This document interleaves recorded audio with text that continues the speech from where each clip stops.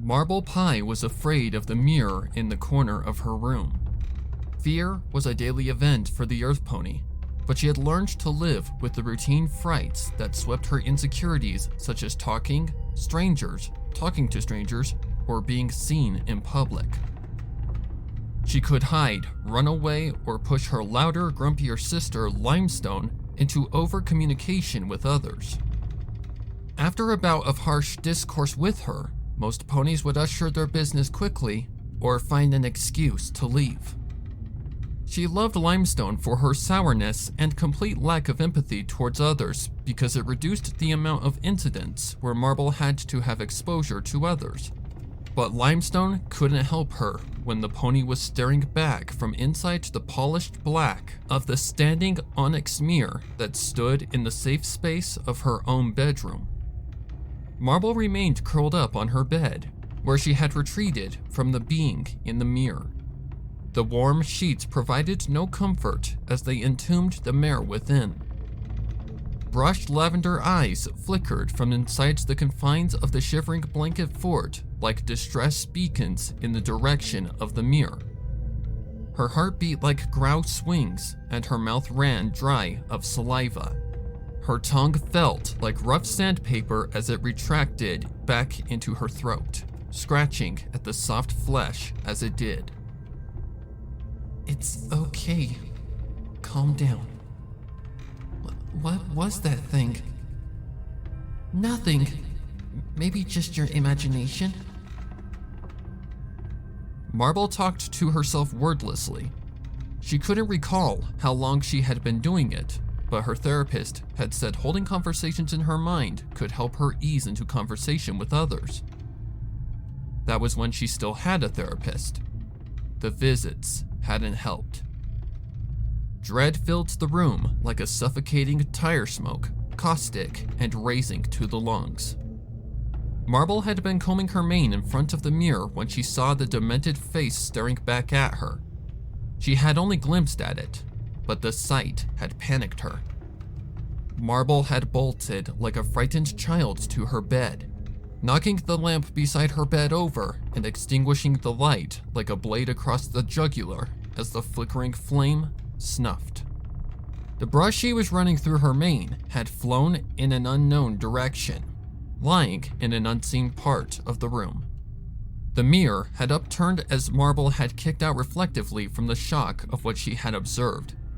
The reflective stone, held by brass and steel, faced the ceiling where it met the wall. Apart from the long, thin piece of onyx, the mirror was mundane. It had been a fixture of Marble's bedroom for almost as long as she could remember, a gift from her father, Igneous, on her 4th birthday. Marble had spent days of aggregated time reviewing herself within the brass borders. Nothing had ever been there before. Nothing scary, at least. "Can't be scared all the time. It's bad for you." "But you saw that thing." "It was probably just a trick of the eyes. What are you going to do? Just stay here bundled up, afraid to get out of the bed all night?" "It's not that bad of an idea, is it?" "What about in the morning? Are you going to throw a blanket over the mirror and just pretend it doesn't exist?" "Maybe." "So you are really going to regress the point you can't look at yourself anymore? Too afraid of what might be there? Oh, Celestia, you are such a baby, Marble." I'm not a baby." "Oh yeah? Then get your scared butt out of bed and go look in the mirror." Marble bit her bottom lip. The pain brought her back from the mental conversation. She could only draw disquieted half-breaths despite the many minutes she had spent cocooned inside of her blanket dealing with the fright that had caused her to collapse. Her lungs flapped like the wings of a hummingbird, heaving and expiring the warm air so quickly that they could scarcely absorb oxygen. She needed to face her fears. Wasn't that what her family had told her whole life? What they had paid the therapist for? that if she allowed her inability to communicate with others to grow large, it may begin to affect other aspects of her life? Was this the progression of her irrational shyness? The blanket around her was a tightly latched straitjacket, biting into her in places and restricting her movement. How did it get so tight? Wasn't it loose just a moment ago? Maybe you should get used to it, crybaby. Keep regressing, and you'll have to be put in a home. You know what happened to Pink— Shut up! I'm just saying, Marble. Things like that typically run in the family. Freeing herself from the grappling blanket, Marble rolled to her hooves and paused, shrinking down to her haunches as the mirror loomed across from her. It somehow seemed like a tower, an altar of pitch-colored stone waiting for a victim to sacrifice to the horrors of the everlasting night. She worried she was feeding herself to whatever dark god was trapped inside. She really didn't want to look, but the conversational theoretical other in her head would chide her for inactivity and fearing everything if she dawdled for too long. It seemed the other voice was louder than her own recently. Sometimes she hated ever starting those talks with herself, though she really couldn't remember when she did. It felt as though she had always had them, even before the therapist had instructed her to have them. She lifted from her haunches gingerly and eased across the room before the voice remarked to her about the speed she traveled. The mirror still looked to the ceiling as Marble came within touching distance. A lump stuck in her throat the size of a geode.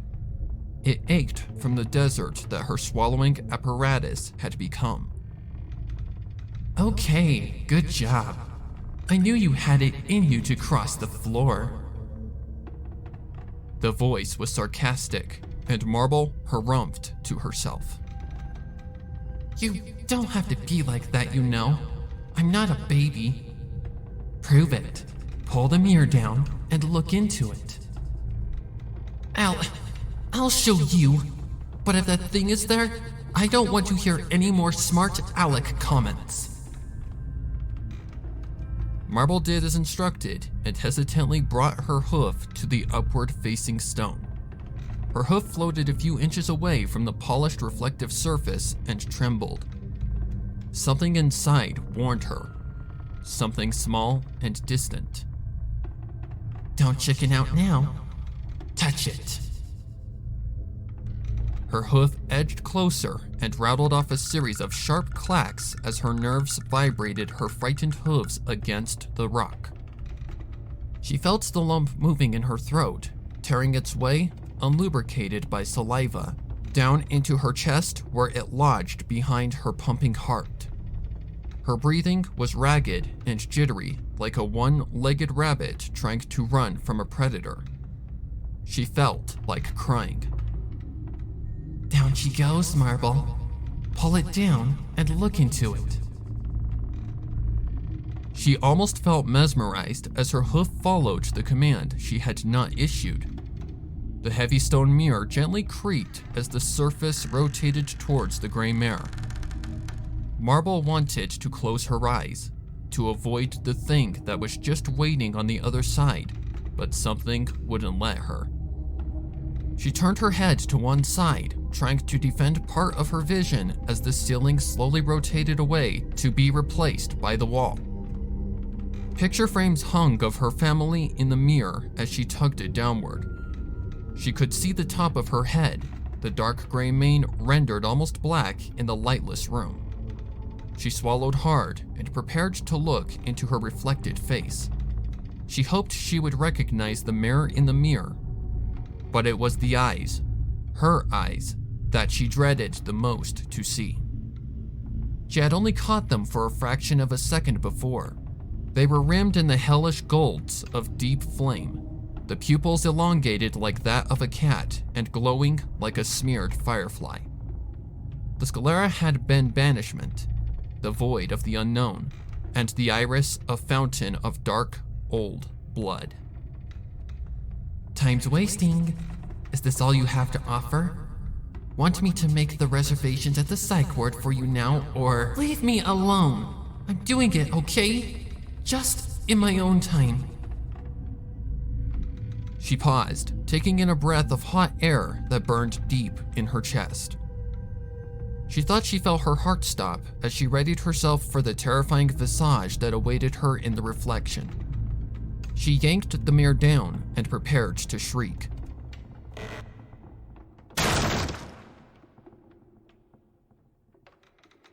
Staring back were the lavender eyes she knew well. It was just herself standing awkwardly with a jagged grimace. Simple, frightened marble pie. Her mind raced to conclude what she had witnessed before, and she tapped playfully at her reflection. She couldn't help but chuckle silently to herself and her worrisome stupidity. You are a mess, Marble. You really need to get it together. I know. I'm trying. I know you are. It's always the quiet ones. Huh? Where's your main brush? That was a good question. She knew it had gone flying, but wasn't sure where and in the lampless dark of the room. There may be no finding it. She hoped her lamp wasn't broken. The house was old. Generations had lived there before her, and each room had only one or two modern amenities. An overhead light source had yet to be installed to her particular bedroom. The night rolled into the room, and only then did Marble wonder where the day had gone. Time had been flying by recently. She and Limestone did most of the work nowadays, and days blended together when they were so untouched by change. But had she even been in the fields today? What about yesterday? She scrunched her features in confusion and tried to recall what she had done in the last few days.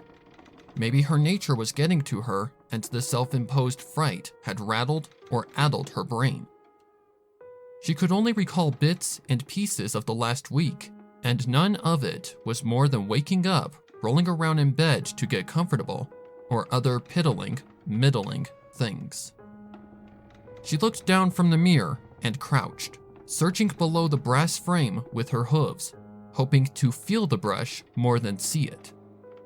She could feel the tall tendrils of the rug upon which the mirror stood, one of only two she kept to cut the bite of the cold wooden floor.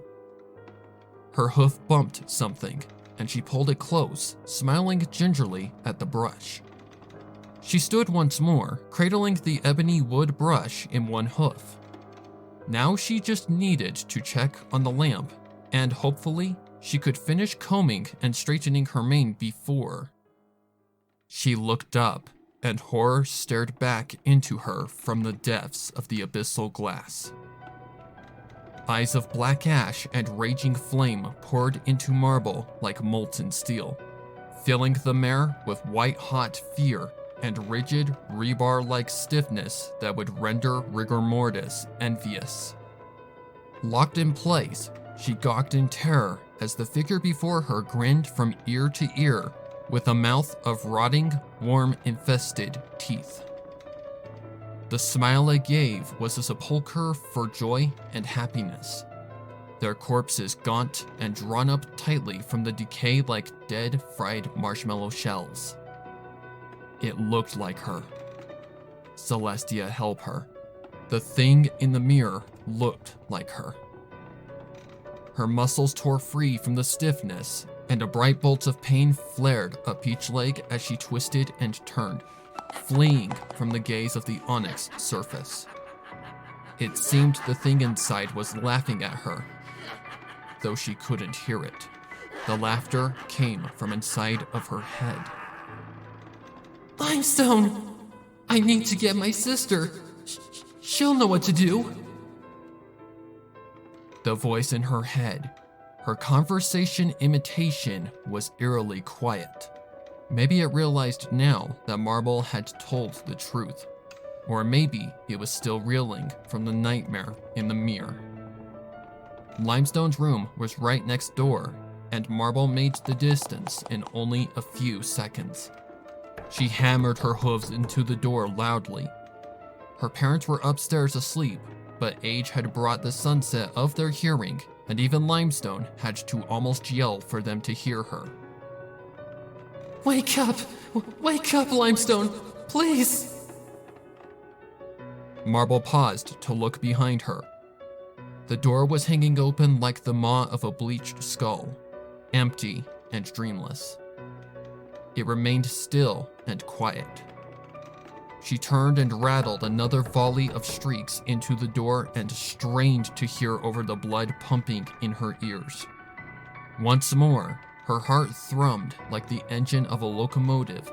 Funneling fear laced her blood throughout the extremities of her body, jerking her motions and fueling her panic. Hold your horses, will you? I'm coming. Limestone growled. Marble's sister was always grouchy, and waking her up late at night was never a smart decision, but Marble wanted so badly to see the aggravation, if not outright hate, in her eyes. Limestone's voice was comforting enough that Marble felt the knife edge of tension soften a little, and her breathing returned to her control. Limestone won't be able to help, Marble. You know that. You! Why would you say that? She'll know what to do. I told you I saw that thing in the mirror. Oh, Marble. Come on, sweetie. You need to see things for what they are. You know Limestone can't help. The door swung open to reveal a face nearly as frightening as the one in Marble's mirror. Limestone was the picture of agitation. Her scowl was menacing, and the brush fire of irritation behind her eyes scorched Marble where they stood.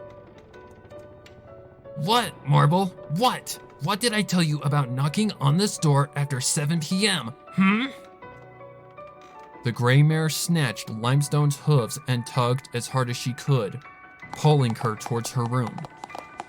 The grumpy mare simmered and said small, unknown things under her breath. None of them sounded particularly friendly, but she allowed Marble to drag her into Marble's room. Maybe it was the paleness of her features, or maybe the big, frightened eyes. Either way, Limestone committed herself to the needs of her sister.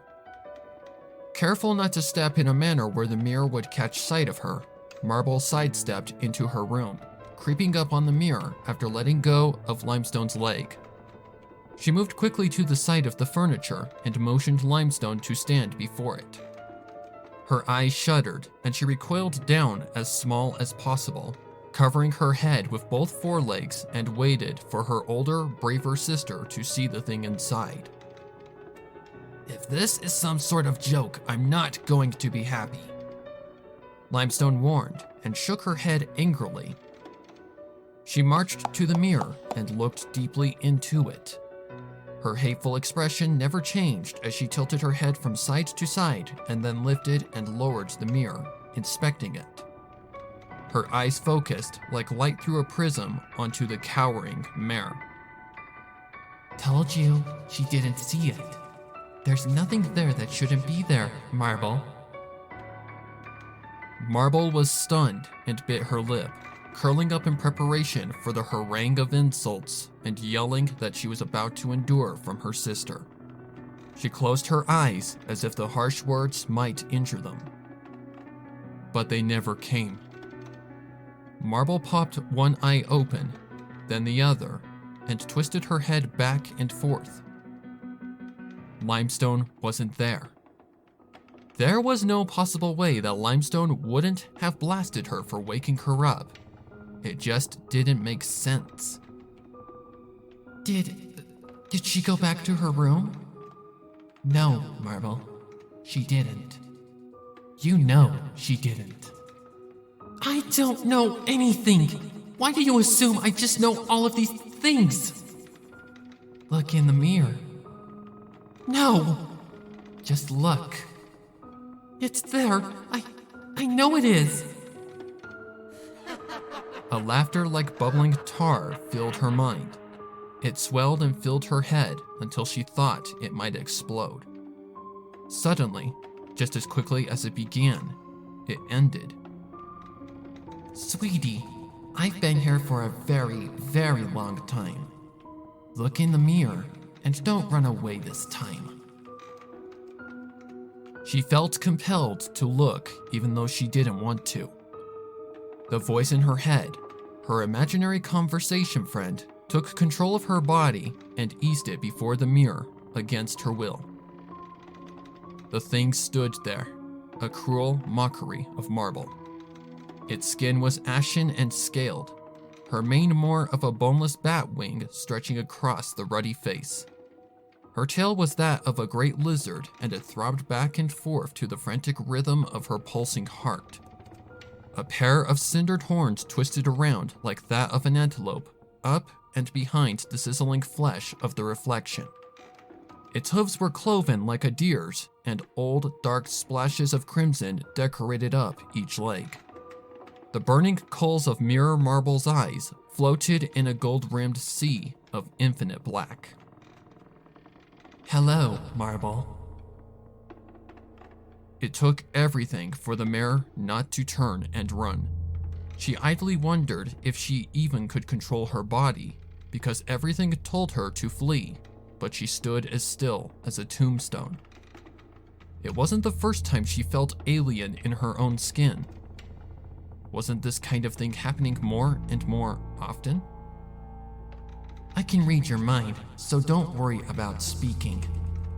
Do you know who I am? Marble tried to think, but her mind was an oil slick, and her thoughts flopped and flapped like dying, gasping fish. You already know, whether you want to admit it or not. Her brain's locks disengaged, and a swarm of stinging insect-like thoughts scattered and bit painfully, fretfully into one dread that had been eating at her. She couldn't even let the thought coalesce clearly. The voice in her head giggled knowingly.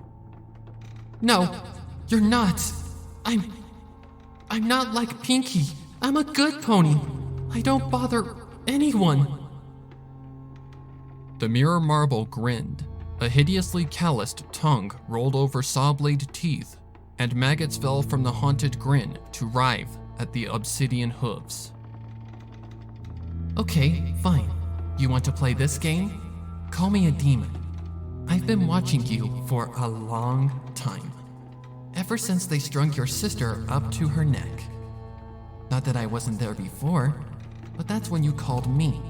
When you completely shut yourself off from the outside world and became self-destructive.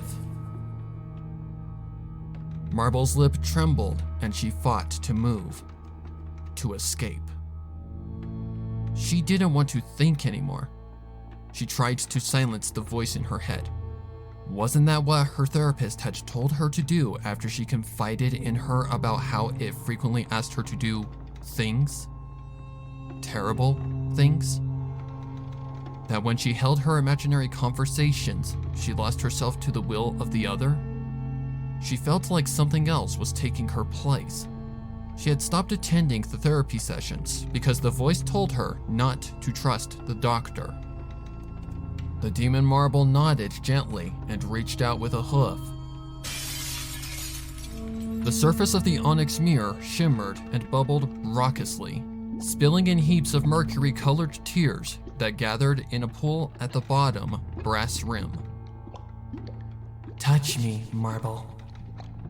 I won't let you out. I want to be me. I'm not what Pinkie became. I'm already out, Marble. I've been out. I want you to be with me, to stop being so afraid. Wouldn't that be nice? A hoof protruded from the rippling face of the mirror, and Marble found herself reaching for it unconsciously. No, I won't.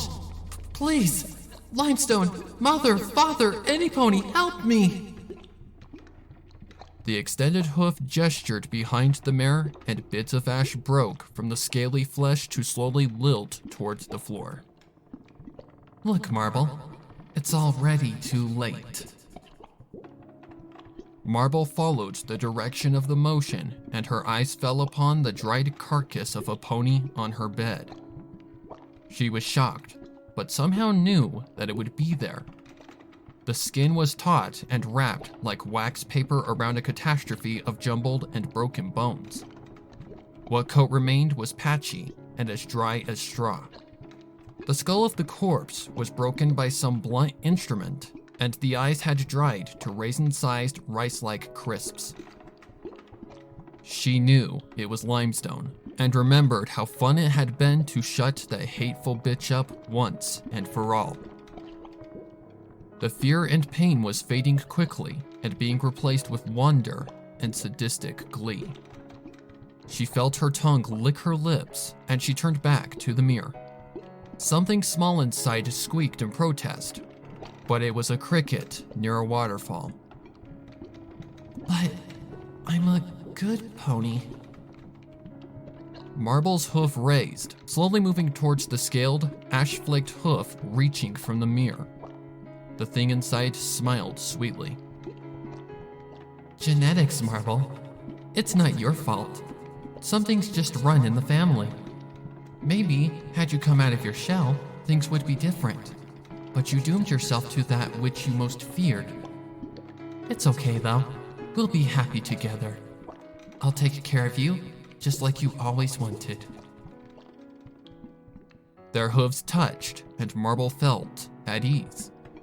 It had never dawned on her before that she had been a fragment of reality, a piece of the only true being. But now, she was whole again. All of the others were just mirror images of the thoughts in her head. They weren't real ponies like she was. And as such, she could do as she pleased.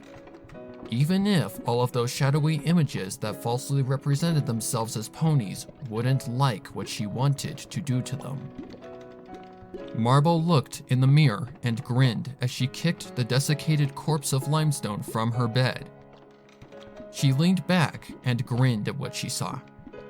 She was beautiful, lying back on her bed. She was as she had always been, a gray mare with a long, darker gray mane. But something was different. Her lavender eyes gleamed in the darkness, the demon's fires lighting them from within. It was self-confidence that made her appreciate the body reflected from the mirror. Now that she was whole, she wouldn't hide any longer, and yearned to make the acquaintance of as many ponies as she could. You know what they say. She laughed playfully to herself, confirming what the former voice in her head had stated. It's always the quiet ones